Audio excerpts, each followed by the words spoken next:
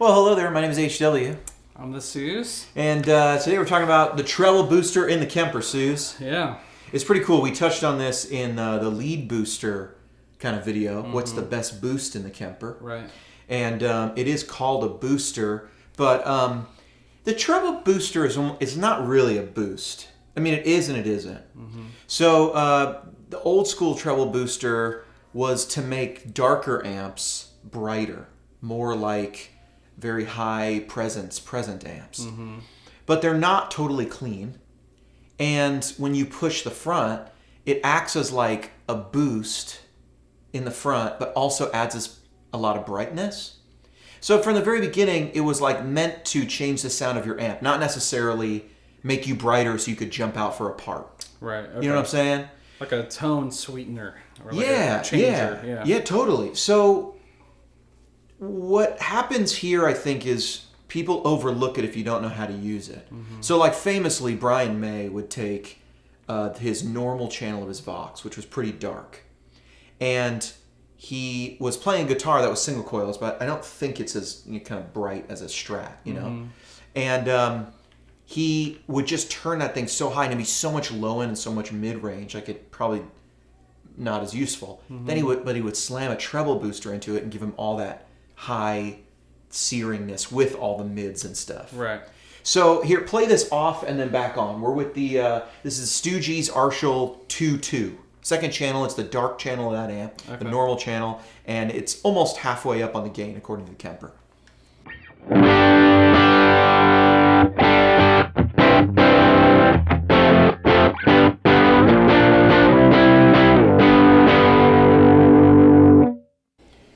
Obviously, it's dark. Yeah. Full. Mm-hmm. Woofy. I had to check my settings, make sure I wasn't rolled off. Yeah, make sure. Yeah. It sounds like the tone's off. There's not a lot of tone. So, what do? Well, you turn on treble booster, and it sounds like this.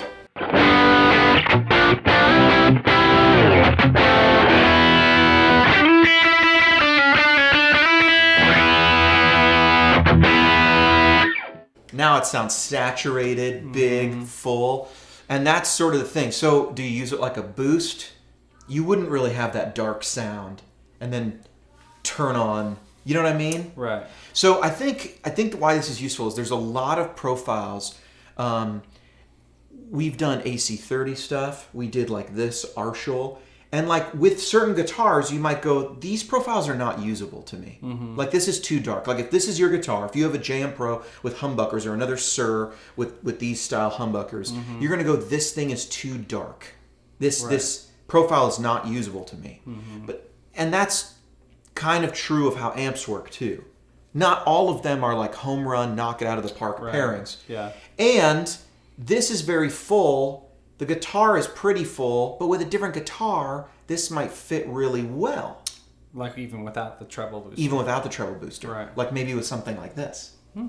The other gold guitar. The other gold guitar. I guess this is the other gold. That's the other guitar. This is Goldie.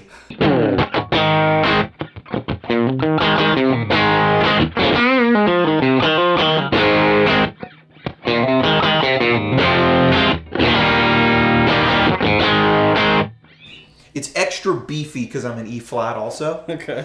But so there's a little more balls to it. Mm-hmm. But I mean, that's a fat sound even for a Strat pickup, like a thin bridge Strat pickup, you know?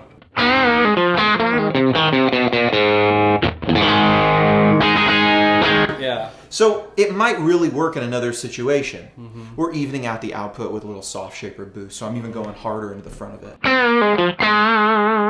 But it sounds good, man.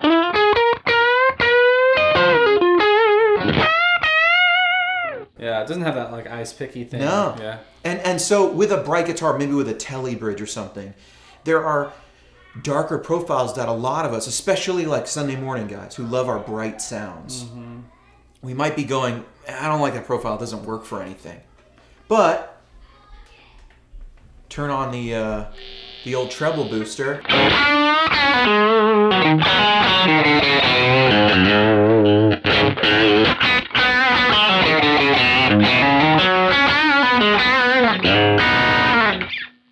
It's pretty bright. How's that neck? Yeah. Yeah.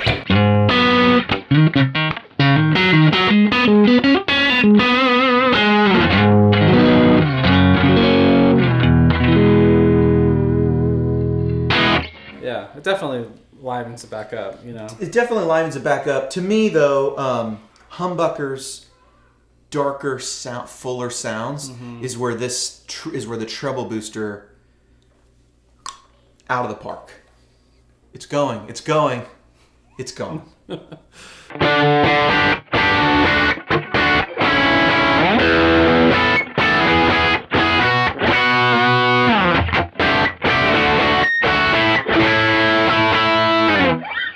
Try it with the tube screamer, because I just want. Can we boost this even further? Mm-hmm.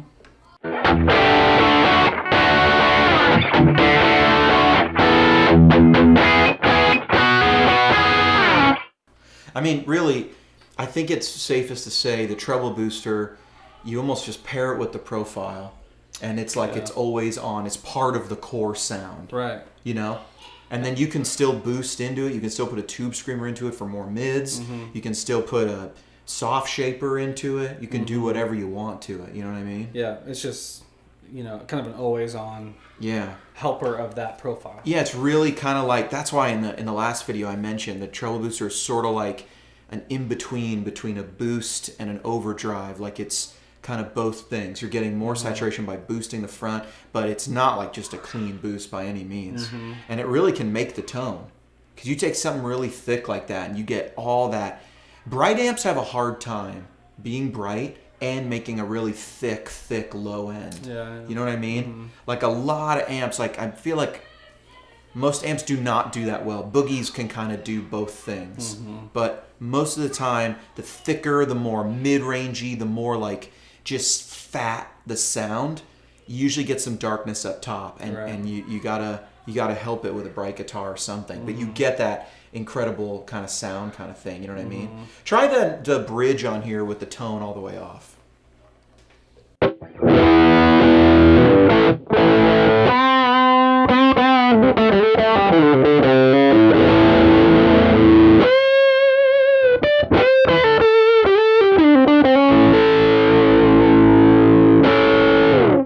There's kind of a throaty, like cocked wah thing there now, you know, adding in all that treble, but taking even more like away. It's there's a lot you could do. That's like kind of that's another trick that a lot of guys use. What's his name? David Grissom uses that like kind of thick thing, but like enough presence, and then rolls off the back treble or the back tone on his guitar. And gets that like throaty, you know, kind of thing. So darken at the guitar, brighten at the pedal. Yeah, and it's more, and that's more for the lead stuff. You know, I mean, the chords get a little lost like that, but it gives you a throaty, like hollow kind of voice to throw in parts. You know what I mean? Yeah, it's pretty cool. It's cool. It's never ending. Unusual. It's unusual. It is unusual. The treble booster is one of the. It's up there in terms of classic recordings, its age. But not really talked about as much as a tube screamer, as a fuzz face, as a, I don't know, a tape echo. You know what I mean? A classic. It's on a lot of classic stuff. Yeah. And I would say rarely is it viewed as the real tone secret to some of those classic recordings. Yeah. Worth giving it a try. Worth giving it a try. I've been HW. Zeus. Out.